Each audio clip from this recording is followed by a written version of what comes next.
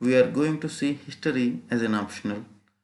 History is one of the popular optionals in civil services main examination. So it is very helpful optional for us also. To take this optional, we need to know what are the pros and cons of the history optional. And in this video, we will see what is pros and cons of history and what is the syllabus and in-depth analysis of that syllabus, material, coaching, reference books and plan of preparation. Pros or merits of history optional. It is simple to understand. If you take a history book and read on your own, you can understand things easily and without any need of external guidance like coaching, etc. But to write mains or answer better and to understand history better only, you need guidance and coaching and very useful for preliminary as well as mains general studies paper. So for general studies paper, it you can read history, but this is for mains optional paper. Both are different. So try to understand. Don't think that it is very helpful for preliminary GS and mains GS. That's why I'm taking history. If you don't interest in history reading, don't take for this reason. You may read for preliminary GS and mains GS in another way, but for optional history, you need to understand deep concepts of history. And it is useful in essay paper also to understand things better. History gives you so many insights and material availability.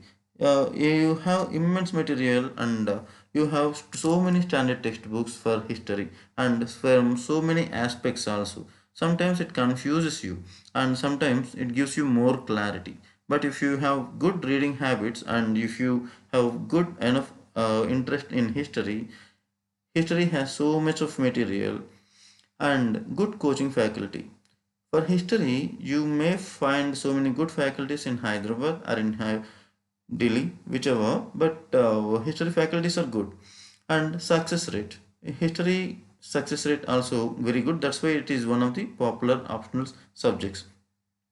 And it is very useful in daily life understanding and know things better for your daily understanding of newspaper analysis and understanding of the concepts to know better of the world. It is very useful. And the cons of history or demerits of history as follows. Many aspirants feel it is vast in syllabus. So many syllabus points and very vast syllabus. And you need to read a lot. So and second one is revision is always boring. See, whenever you take a concept, if you understand that concept, you need to remember and you need to revise for getting better answer. But when you start revision, history is always boring, and history contains too many facts to remember. So many facts makes you confused, makes you lack of clarity of thought, and it is very difficult to remember all these facts also. Of course, sometimes these facts are not useful. Only concepts are important, but sometimes for preliminary purpose, facts are also useful. And map pointing is little bit tough and vague kind of answers. The questions type is also a vague kind of thing, and the comprehensive answer is also not possible in that time. But if you write comprehensive answer, you will get definitely good marks. But this vague kind of answers also makes this optional in a back moment and a chance for extremes in score. Sometimes you may get 100, sometimes you may get 300. So there is no minimum guarantee for this optional. This is my personal opinion. Do not take anything for granted. All this information is only for information purpose. Try to take as many sources as possible for you to understand things better. And interpretation often confuses you. Very sometimes you have extreme views in history. So these are the cons in history, but this is one of the popular subject in UPSC. And which kind of preconditions do you need to take history as an optional? Preconditions for taking history optional. One first one is passion. You must have so much of passion in reading history because it has so many books. So many books contain the history information. There is no one particular material which can helpful for you solely for this preparation. You need to read again and again and so many books also. So for this you need more passion to read history. And the second one is interpretation ability. This comes only after questioning, after explaining things which you know and which you observe, and always knowing, try to know, understand the other side of the coin. Every situation, every incident, every person, you must have the second opinion and other side of the coin and opposite side of the opinion also. In history, it helps you a lot because for a comprehensive answer, you must quote what other side of the opinion also.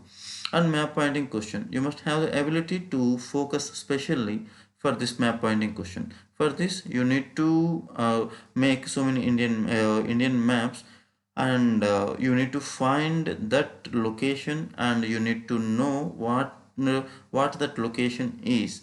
And for this you need special focus and for special emphasis for this map pointing only. And absorbing more by reading more, that means nothing but passion itself. You must read a lot, and you must read and observe the things also. There is no need to by heart each and every fact. Basic facts are quite enough, but for more material you need to read and understand and observe and leave that material. Of course, chronology is not very important in this exam for mains, but knowing chronology makes you better. That means do not focus on chronology especially, but it is better to understand chronology, the important events. In preliminary, if at the time of GS and history optional for preliminary, chronology might be important, but not now for mains exam. How do you know that history suits us? First one, take your time to understand history and to understand yourself also. You must read history for GS, so you have so much of time to understand history. And then previous questions are the key for any optional subjects after syllabus.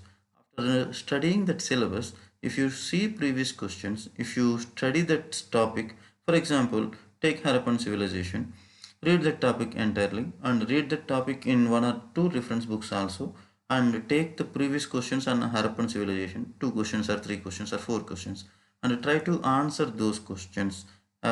Whatever knowledge you have, try to answer those questions, and based on that answers you can decide whether this history suits to you or not. And next one is try to give lecture. After completion of your topic, try to give lecture to others. In that way you can improve your history knowledge, and as well as you know that if you can give lecture on topics, you can write history in mains good also. And ask your history faculty.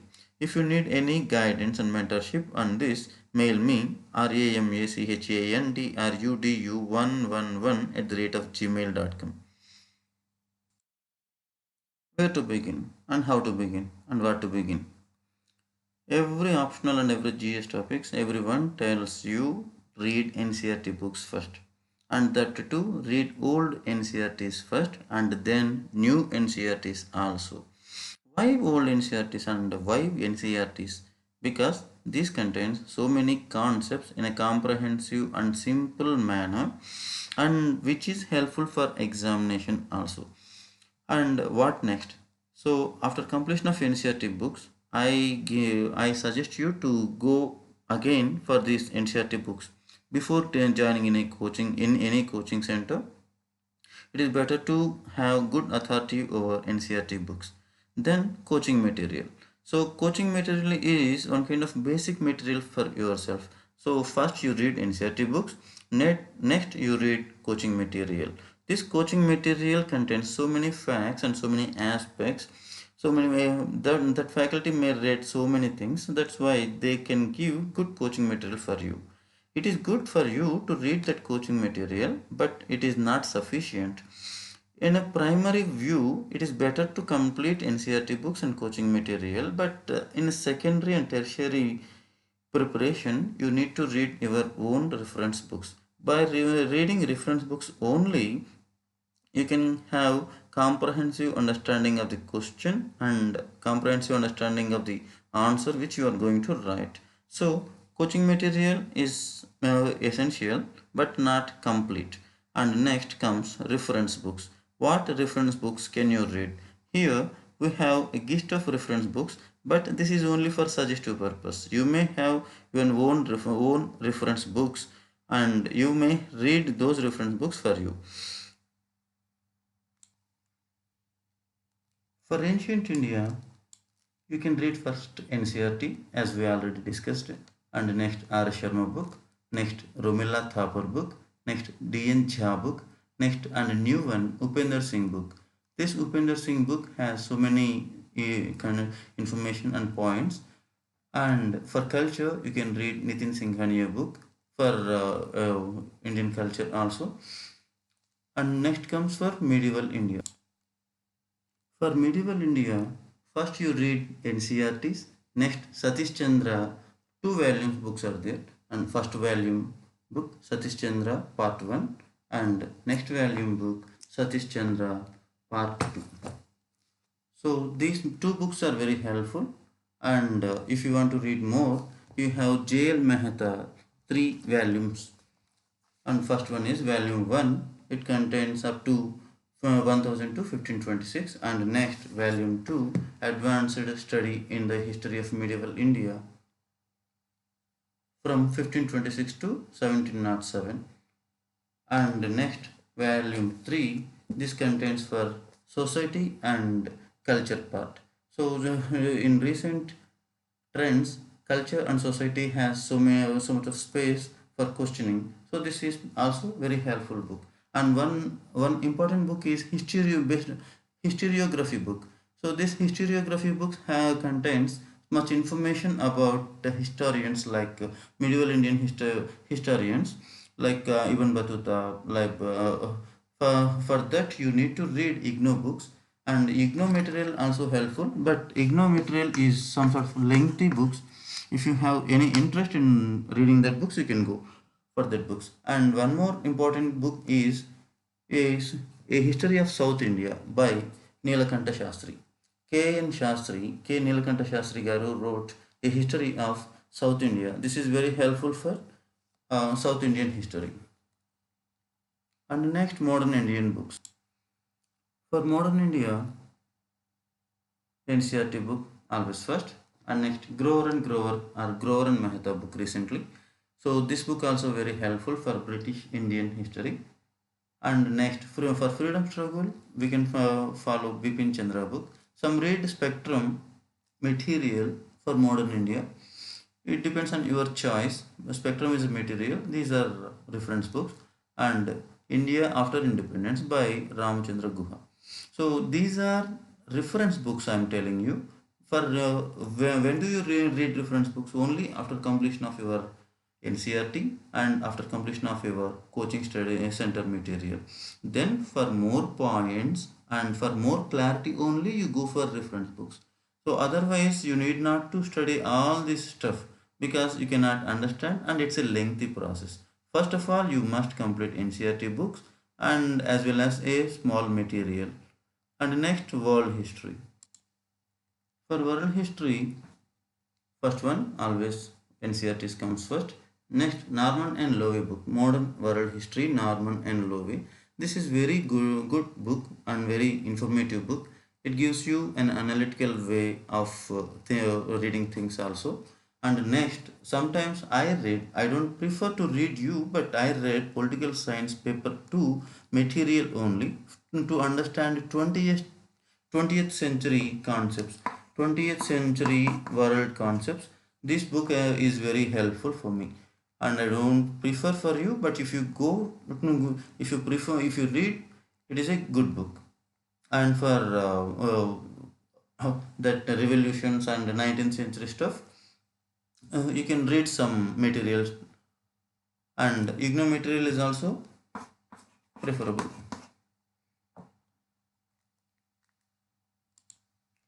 So these are reference books. So many reference books that makes history as an unique optional, and our own notes. What is meant by our own notes? See, you may not write all these NCRT books points in bullet manner or coaching material points also. After reading these two books, you may know what is other point in these reference books. So from that reference book, if you don't have that point in your coaching material or NCRT books, you can write that point in your own notes. So that's why in that way you can make your own notes. And for mains purpose, for mains kind of things, you may write bullet points, or it's called as gist also. Gist or synopsis or bullet points. This can helpful for revision purpose. And next comes map pointing. So how to prepare for map pointing? Preparing map pointing. At the time of my preparation, I wrote all those sites based on that English letters. That means for A, I allocate a map, and I wrote all the related terminology or related towns and cities and whatever places I wrote in this place, like Ahmedabad, Adilabad, whatever comes for A. And next for second place for B, Broach, Benares, kind of. And now this map pointing changes a lot. So how to prepare for this type of map pointing? See, for this we have a small book, that is a spectrum map pointing book, and take your own empty maps like this, and with scale you can have this type of lines.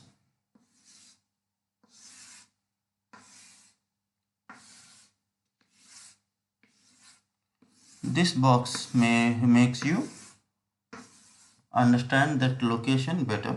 So you can break it into so many box, as many boxes as possible, but for better understanding it is better to have 1 to 10 boxes, or 1 to 10 boxes here also. And then for each and every topic, like for prehistory, first write prehistory and try to locate the prehistory site in a single map point. And next, Harappan phase. For a Harappan phase also, try to locate as many sites as possible in a single map. So you have first map and second map and third map, like that. And this is Vedic, and next post Vedic, and next Mauryans, like this. So for every period you have some special map for that period, and for special purpose like educational institutions and some Buddhist sites. So for everything you need to have a separate heading and separate map locations on this map. So in this way, this is very hard work preparation, but it requires. So for this question you may get 40 plus even. So for the sake of 40 plus marks, you must do all these things for this map pointing. And next, discuss previous questions and practice those questions. So discuss with whom? It is better to discuss with your friends in the very beginning, and next your faculty if he gives you time. If you want to discuss with me for guidance and mentorship, you can write ramachandrudu111 at the rate of gmail.com. So we can discuss how can we improve our answer for better marks. So this discussion can helpful, but don't waste in the name of discussion. See, two brains are better, 2 to 4 brains are much better, but not more than four. If you gather four members, and if you don't discuss this history, then you can write others history instead of yours winning history. So please mind when you are discussing all these historical questions with your friends. And next, here is my brief biodata. I am Sri Ramachandra, Assistant Professor in Government Degree College, appeared Civil Services interview two times, that is in 2010 and 2013. I got 368 out of 600 and 356 out of 600 in history. And my educational qualifications are MA History, MA Telugu, BSc BEd. And my email ID is ramachandru111 at the rate of gmail.com. I can help you for your better answer writing in history and previous papers discussion and new questions discussion also and a new concept discussion, and I can correct your answers and I can give you more suggestions. So if you need any help you can write to this mail ID, and thank you.